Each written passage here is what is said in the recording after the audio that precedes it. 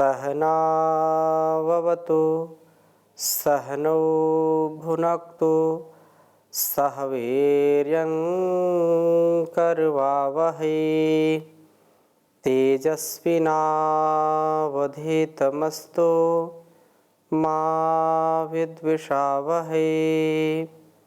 ओम शांति शांति शांति। उपनिषद सार कक्षा में हम कठोपनिषद के तृतीय वल्ली का स्वाध्याय कर रहे हैं और बहुत ही उत्तम बात यहाँ पर हमने पीछे भी चर्चा की थी। पुनः थोड़ा सा अवलोकन करते हैं और इस तृतीय वल्ली का जो सार है उस में हम अपने जीवन और इस जगत की जो गति है, जो प्रगति है, आत्मोन्नति है, आत्मरति है, उससे हम कैसे अपने आप को युक्त करें और संसार के जो भोग हैं, जो वासनाएं हैं, जो हमको गर्त की ओर ले जाती हैं, उनसे कैसे मुक्त हों। तो परमात्मा के विषय में जो पहला ही बताया था, हमने पढ़ा था, ऋतं पिबन्तौ सुकृतस्य लोके गुहां प्रविष्टौ परमे परार्धे छाया तपो ब्रह्मविदो वदन्ति पंचाग्नयो ये च तृणाचिकेताः। ये जो कहा कि ऋतु के विषय में कहा था कि ऋत क्या है, जो सदा एक रस रहने वाला है, जो परिवर्तन को प्राप्त नहीं होता है, एक सदा एक रहता है। इसलिए जीव और ब्रह्म को ऋतम पिबन्तौ एक रस रहने वाला है। अर्थात जैसे छाया और व्यक्ति अलग नहीं हो सकते हैं, एक ही साथ रहने वाले होते हैं। व्यक्ति है तो छाया है, व्यक्ति नहीं तो छाया नहीं। और जो एक रस रहने वाला अर्थात अजर अमर नित्य शुद्ध बुद्ध आदि जिसे कहते हैं, गुहाम प्रविष्टौ, ये दोनों तीक्ष्ण बुद्धि से ही जाने जा सकते हैं। जिनके जीवन में पवित्रता नहीं है, शुचिता नहीं है, जिनका जीवन अत्यंत दयनीय है, संकीर्ण विचारधारा जिनकी है, वे व्यक्ति कभी भी इस परम सत्ता को, परम व्यवस्था को आत्मसात नहीं कर सकते, कभी उसका ग्रहण नहीं कर सकते हैं। इसलिए परमात्मा से, उस परम पिता से हम प्रार्थना करें कि हमारा जीवन बहुत सुंदर हो, बहुत ज्ञान से, विज्ञान से युक्त हो। परमे परार्धे, जो सर्वोत्कृष्ट हृदय देश में इन दोनों का निवास है। छाया तपो, छाया और धूप की भांति विविध गुण युक्त हैं, अर्थात ब्रह्म अग्नि और जीव छाया आश्रय और आश्रयी भाव हैं। सुकृतस्य लोके, इस मानव देह में आकर के जीव अपने शुभाशुभ कर्मों के फलों को भोगता है। बिना शरीर रूपी लोक में अथवा इस सृष्टि में आए नहीं भोगता। ब्रह्म जीव के कर्मानुसार ही भोग योनि उसको देता है। इस प्रकार से यह जो एक व्यवस्था है परमात्मा की, उस व्यवस्था का कोई अतिक्रमण नहीं कर सकता है। इसलिए कहा दूसरे श्लोक में तृतीय वल्ली के, इसको भी हम पढ़ लेते हैं। यह सेतुरी जाना नाम अक्षरम ब्रह्म यत्परम अभयम तितीर्षताम पारम नाचिकेतम शकेमहि। कहा कि हे नचिकेता, यह अक्षर ब्रह्म जो अविनाशी है, अक्षर जो क्षरण को प्राप्त नहीं होता है, जो कभी विनाश को, नाश को प्राप्त नहीं होता है, वह अक्षर कहलाता है। इसलिए परमात्मा को अक्षर नाम से भी जानते हैं। और जो हम अक्षर पढ़ते वो भी अक्षर अक्षर ब्रह्म बोलते हैं। तो इस दृष्टि से कहा कि ईजाना नाम सेतु हो, यज्ञ याग संध्या हवन जप तप प्राणायाम ध्यान, ये सब इस संसार सागर से तरने के सेतु के समान है, ये ब्रिज के समान है। ऐसे ब्रिज जो भवसागर से पार कर देते हैं। क्योंकि ये सारा जो आशा तृष्णा है, जो पिपासा है, वासनाओं का जो एक बहुत बड़ा जाल है, इस जाल से, इस जगत जंजाल से बचने का क्या उपाय है? वो है प्रभु की भक्ति और उसके प्रति जो अविनाशी है परब्रह्म, वह जो हमको उपदेश देता है वेदानुकूल आचरण करने का, शास्त्र अनुकूल आचरण करने का, आत्मानुकूल आचरण करने का, इस आचरण से ही हम इस भवसागर को पार कर सकते हैं, इससे पार जा सकते हैं। तो ये बात यहाँ पर कही कि सेतुरी जाना नाम अक्षरम ब्रह्म यत परम, वह परमात्मा का जो भक्ति भाव वाला स्वभाव है व्यक्ति का, जो यज्ञ याग जप तप संध्या हवन प्राणायाम ध्यान समाधि की जो सिद्धि है, जो एक अनुष्ठान है, ये सुरक्षित पहुँचने का एक मार्ग है।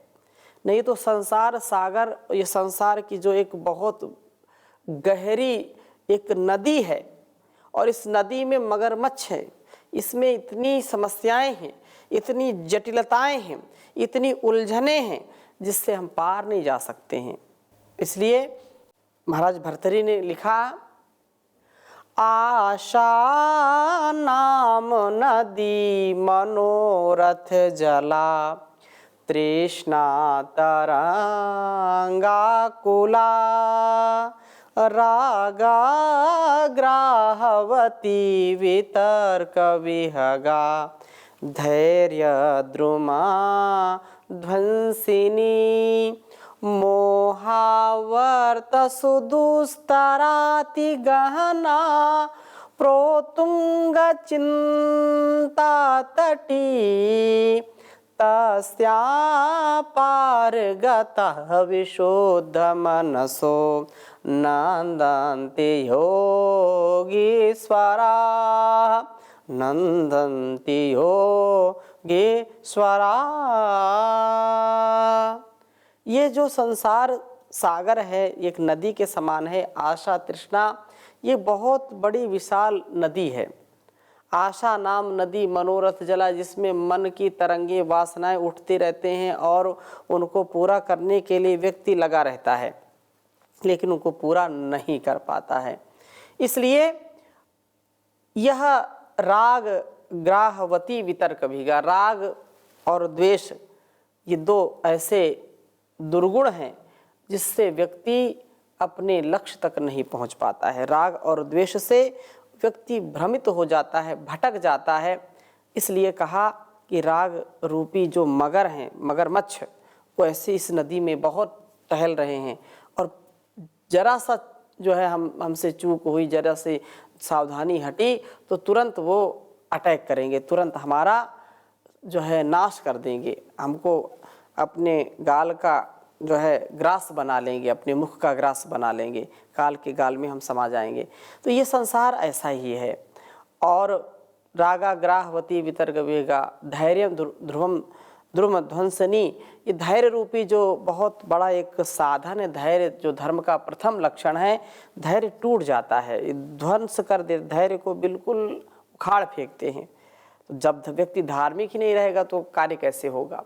पापी हो जाएगा, अधर्मी हो जाएगा, कुकर्मी हो जाएगा। तो धैर्य द्रुम ध्वंसनी ध्वंस कर देती, धैर्यम द्रुम ध्वंसनी, धैर्य रूपी जो पेड़ की जड़ें होती हैं, जमी होती हैं, उनको उखाड़ करके फेंक देती है। नदी के किनारे आप देखिए तो बड़े से बड़े पेड़ को भी वो धीरे धीरे धीरे धीरे धीरे धीरे काट काट करके उसकी मिट्टी, उसकी बालू काट देती हैं और बड़ा सा बड़ा वृक्ष भी धराशायी हो जाता है, गिर जाता है। ऐसे ही राग द्वेष तृष्णा आशा पिपासा वासना व्यक्ति के धैर्य को क्षीण कर देती है, नीचे नीचे उसको, उसकी जड़ों को खोखला कर देती हैं और व्यक्ति धराशायी हो जाता है। धैर्य द्रुमन ध्वंसनी और मोहावर्त सुदुस्तराति गहना, ये मोह माया संसार की ऐसी है कि एक भंवर की तरीके काम करती है संसार में और व्यक्ति को अपना ग्रास बनाती रहती है। जो इसके चक्कर में आ गया उसका पता ही नहीं चलता। वो जैसे भंवर नदी में आप देखिए और कोई वस्तु उसमें जाती है तो कहाँ गई फिर पता नहीं चलता। तो भंवर में व्यक्ति को जब फंसा लेती है तो उसका नामो निशान मिटा देती है। ऐसी ये स्थिति संसार की है। मोहावर्त सुदुस्तराति गहना धैर्य दुर्मंधुंसनी। तो रागा ग्राहवती वितर्क विहगा, ये बहुत ही ये जो उत्तुंग चिंता तटी, ये सारा संसार ऐसे जल रहा है। चिंता है, आशा है, पिपाशा है। और तस्या पार गतो विशुद्ध मनसो नंदंती योगीश्वरा। इस नदी से पार कौन जाएगा? इस नदी से पार जाने वाला व्यक्ति जो योगी है, जो नंदती, जो है अपने विचार को, अपने स्वभाव को ऐसा बना लेता है जैसा नंदंती योगीश्वरा, अर्थात छल कपट मान अपमान धैर्य सब में एक सम रहता है। ऐसा योगी जो सबका क्रोध भी, सबका प्रेम भी, सबका सौहार्द भी और सबकी झिड़क भी वह अनुभव करते हुए भी धैर्य रखता है और हमेशा आनंद में रहता है। योग रतो वा भोग रतो वा संग रतो वा संग विहीना यस्ते ब्रह्मणि रमते चित्तम नंदति नंदति नंदत्यव। ऐसा उसका स्वभाव बन जाता, ऐसा प्रभाव इस ज्ञान का होता है। तो ये कहा अभयम तितीर्षताम पारम नाचिकेतम शके मही, कि उस की उपासना से यज्ञ याग और उपासना करने वालों पर जो है परम दयालु परमात्मा उन्हें भवसागर से पार कर देता है। वे आवागमन रूप दुख सागर से तर जाते हैं। अभयम तितीर्षताम पारम, और जो भी इस भव सागर से तरने की इच्छा रखते हैं वे भी उक्त कर्मों को करके अभयपूर्वक सुख से पार हो सकते हैं। हम और आप भी हो सकते हैं। इनमें किसी के साथ कैसा पक्षपात, किसी भी प्रकार का कोई पक्षपात नहीं होता। ईश्वर तो निष्पक्ष होकर के सबको कर्मानुसार फल देने वाला है, न्यायकारी है, दयालु है, कृपालु है। और जैसा कि चर्चा की थी कि वास्तव में इस शरीर के आकर्षण से कैसे हम बचें, ये बड़ा आकर्षित करने वाला संसार है। तो हम अपने स्वरूप को समझ लें तो एक जो श्लोक हमने जो है यहाँ पर स्वाध्याय करने हैं, कहा कि आत्मानं रथिनं विद्धि शरीरं रथमेव तो बुद्धिं तो सारथिं विद्धि मनः प्रग्रहमेव च इंद्रियाणि हयानाहुर्विषयास्तेषु गोचरान् आत्मेन्द्रिया मनोयुक्तं भोक्तेत्याहुर्मनीषिणः। ये जो शरीर है ये एक रथ के रूप में है और जो इसमें आत्मा है वो रथी के रूप में है, इसका स्वामी है। और जो बुद्धि है वो सारथी के रूप में है और जो लगाम है वो मन रूपी लगाम है और जो अश्व के रूप में है, घोड़ों के रूप में है, वो इंद्रियां हैं। और जो रूप रस गंध शब्द स्पर्श आदि ये सब विषय हैं, ये उनके गोचर हैं, उनके चरने के स्थान, विचरने के स्थान हैं। तो ये एक स्वरूप यहाँ पर बताया है और इसको समझ करके इंद्रियाणी हयानाहु, 5 जो ज्ञानेंद्रियां आँख नाक कान जिह्वा त्वचा और हाथ पैर, उपस्थ गुदह वाक, इन 5 को कर्मेंद्रिय कहते हैं। ये उदाहरण रूप में यहाँ पर ये समझाया है। और हमारी जो 5 ज्ञानेंद्रियां हैं, आँख नाक कान जिह्वा त्वचा और हाथ पैर, उपस्थ गुदा वाक, इन 5 को कर्मेंद्रिय कहते हैं। जैसे यहाँ पर हम अपने कर्मेंद्रिय और ज्ञानेंद्रिय जो 10 हैं, इन 10 का जो नियंत्रण करने वाला जो लगाम है वो क्या है? मन है। और मन किसके हाथ में है? जो सारथी है वो है बुद्धि। तो बुद्धि को यह उचित है कि लगाम को ठीक प्रकार से संभाले और जो घोड़े हैं, जो इंद्रियां हैं, इंद्रियों को लगाम के द्वारा नियंत्रित करे, अर्थात मन के द्वारा नियंत्रित करे। और जो उसका रथी है, जो स्वामी है रथ का, उसके दिशा निर्देशन में जैसे आत्म प्रेरणाएं उठती हैं वैसे ही हम कर्मों को करने में समर्थ हों, ऐसा हमारा ज्ञान विज्ञान होना चाहिए।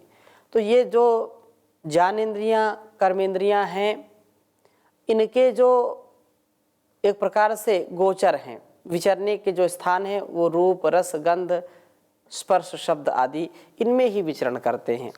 और ये कहा कि आत्मेंद्रिय मनोयुक्तम इत्याहुर मनीषा, अर्थात जो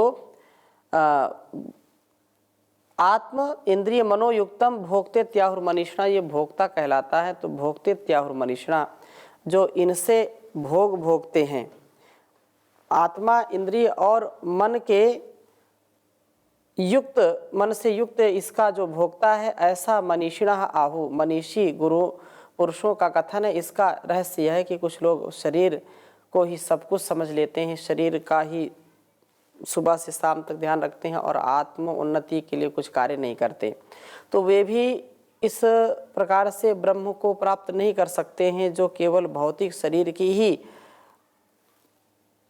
स्थिति को अच्छा करने में लगे रहते हैं, इसी में लीपा पोती में लगे रहते हैं, इसी का ही प्रदर्शन करते हैं।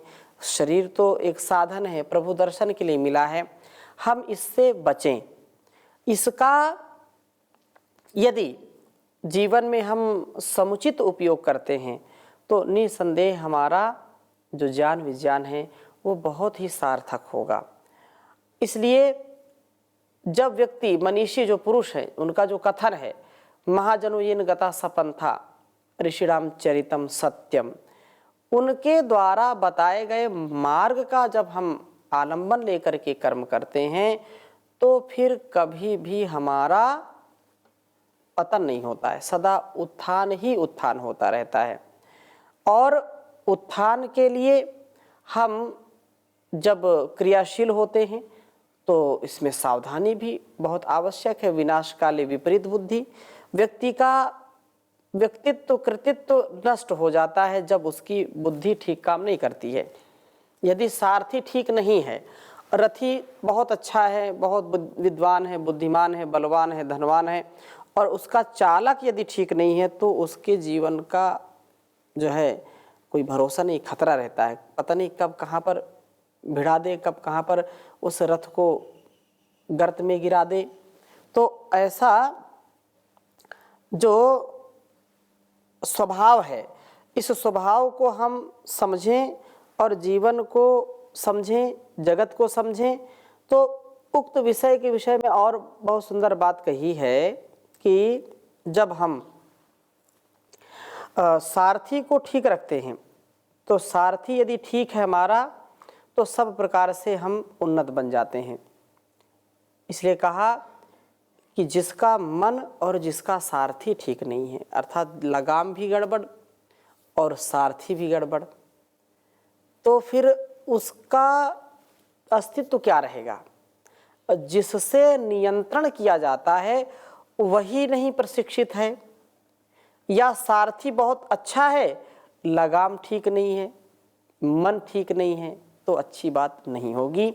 इसलिए कहा 5वें श्लोक में, यस्तु विज्ञानवान भवति अयुक्तेन मनसा सदा तस्इन्द्रियाणि अवश्यानि दुष्टास्वा इव सारथेः। यस्तु विज्ञानवान भवति युक्तेन मनसा सदा तस्इन्द्रियाणि वश्यानि सदस्वा इव सारथेः।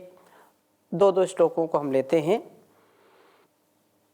तो 5वें श्लोक में क्या कहा कि यस्तु अविज्ञानवान भवति, अर्थात हे नचिकेता, यह तो अविज्ञानवान, जो मनुष्य अज्ञानी होता है और मन जिसके वश में नहीं होता है, तस्य इंद्रियाणि, उसकी इंद्रियां कभी वशीभूत नहीं हो सकती हैं। कैसे? जैसे दुष्टाश्वा, जिस प्रकार से अशिक्षित घोड़े अपने सारथी को गर्त में गिरा देते हैं, उसी प्रकार से उन इंद्रियों के दास को इंद्रियां पतन के गर्त में गिरा देती हैं। वह कभी उन्नति नहीं कर सकता है, कभी भी गति प्रगति नहीं कर सकता है। और फिर छठे श्लोक में क्या कहा? छठे श्लोक में कहा कि यस्तु विज्ञानवान भवति युक्तेन मनसा सदा तस्येन्द्रियाणि वश्यानि सदस्वा इव सारथेः।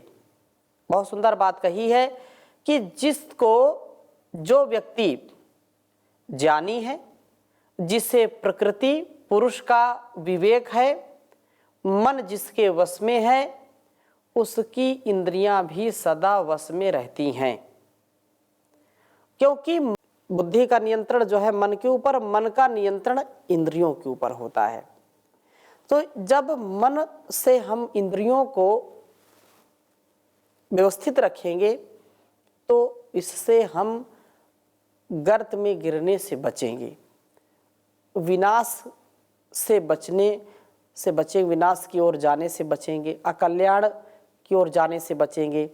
तो इसलिए कहा कि उसकी इंद्रियां भी सदा वश में रहती हैं, वह स्वामी होता है इंद्रियों का, वह इस प्रकार ही अपने लक्ष्य पर पहुंच जाता है। इव सद अश्वाहा, जिस प्रकार से शिक्षित घोड़े अपने सारथी को गंतव्य स्थान पर पहुंचा देते हैं। यस्तु अविज्ञानवान भवति अमनस्कः, अर्थात क्या कहा, जो अज्ञानी, यहाँ पर जो 7वां श्लोक है, यस्त्वविज्ञानवान भवति अमनस्कः सदा शुचिः न स तत्पदमाप्नोति संसारे चाधिगच्छति। बहुत अच्छी बात कही कि यस्तु अविज्ञानवान भवति अमनस्कः, जो व्यक्ति अज्ञानी है या अज्ञानी होता है, उसका मन कभी सुविचारों वाला नहीं हो सकता है। सदा अशुचि ही, अपवित्र रहेगा, उसका मन कभी भी पवित्र नहीं हो सकता है। ऐसा व्यक्ति कभी भी तत्पदम न आपनोति, उस परमात्मा के मोक्ष पद को कभी प्राप्त नहीं कर पाता है और नहीं कर पाएगा। ऐसा व्यक्ति संसार के आवागमन रूप चक्र में ही घूमता हुआ ठोकरे खाता रहेगा, ऐसा तुम निश्चय से जानो। हे नचिकेता, इसलिए विज्ञानी बनो, मन पर नियंत्रण करने वाले बनो और सुविचारों के जो है पालने वाले बनो, अर्थात सुविचारों से ही हमारा सारा विचार युक्त हो, कुविचार मन में ना आए, कुवासनाएं ना सताएं हमको, वासनाओं से बचें और कुविचारों से बचें, कुत्सित मानसिकता से बचें, हम पवित्रता से, शुचिता से युक्त हों। और 8वें श्लोक में क्या कहा? यस्तु विज्ञानवान भवति मनसा सदा शुचिः सा तो तत्पदमाप्नोति यस्मात् भूयो न जायते। कहा कि जो वेद शास्त्रों का ज्ञाता है, ज्ञान विज्ञान जिसका उत्कृष्ट है, जो वास्तव में धीर गंभीर विद्वान है, वही मन रूपी लगाम को वश में रखता है। और मन रूपी लगाम जिसके वश में है, वही व्यक्ति तत् विष्णोः परमं पदम आपनोति, उस सर्वव्यापक जगदीश्वर के सर्वोत्कृष्ट मोक्ष पद को प्राप्त करता है, उसको प्राप्त कर सकता है। और सा वह बिल्कुल व्यवस्थित जीवन जीने वाला है, उस ब्रह्म के मोक्ष पद को प्राप्त करके आवागमन रूप संसार चक्र से बच जाता है। और 9वें श्लोक में भी बहुत सुंदर बात कही है, विज्ञान सारथिर्यस्तु मनः प्रग्रहवान् नरः सो अध्वानः परमाप्नोति तद्विष्णु परमं पदम। कहा कि इसलिए नचिकेता, जो वेद शास्त्रों का जाता है, जिसके मन रूपी लगाम वश में है, वह उस जगदीश्वर सर्वव्यापक सर्वोत्कृष्ट मोक्ष पद को प्राप्त करता है, इसमें कोई संशय नहीं है। स अध्वनः पारम, वही अपने गंतव्य अपने लक्ष्य, अपने टारगेट, अपने एम तक पहुंच पाता है, अपने साध्य तक पहुंच पाता है। इन पांचों श्लोकों का रहस्य यही है कि जैसे अपने लक्ष्य पर पहुंचने के लिए अच्छा सारथी और सुशिक्षित घोड़े दोनों आवश्यक हैं। अच्छा सारथी भी होना चाहिए, लगाम भी अच्छी होनी चाहिए, घोड़े भी अच्छे होने चाहिए। तो इस प्रकार से उसके लिए जो सुशिक्षित हो, प्रशिक्षित हो, और मूर्ख, शास्त्र विहीन और अशिक्षित घोड़े कभी अपने गंतव्य मार्ग पर नहीं पहुंच सकते हैं। इसके लिए शास्त्र बोध और मन आदि इंद्रियां वश में जो है व्यक्ति की जब नहीं होती तो मार्ग भटक जाता है, और जब वश में होती हैं तो संसार सागर से वह पार हो जाता है, तर जाता है। इंद्रिय दास जन कभी ईश्वर को, परम सुख शांति को प्राप्त नहीं हो सकते, यह निश्चय से मेरा मत है। ऐसा यमाचार्य ने नचिकेता को उपदेश दिया। और हम इस वल्ली की थोड़ी सी और चर्चा करेंगे, क्योंकि स्पष्टता हमारे स्वभाव में होनी चाहिए। अभी समय हो गया, यहीं पर विराम देते हैं, शेष चर्चा अगली कक्षा में करेंगे। ओम शांति शांति शांति।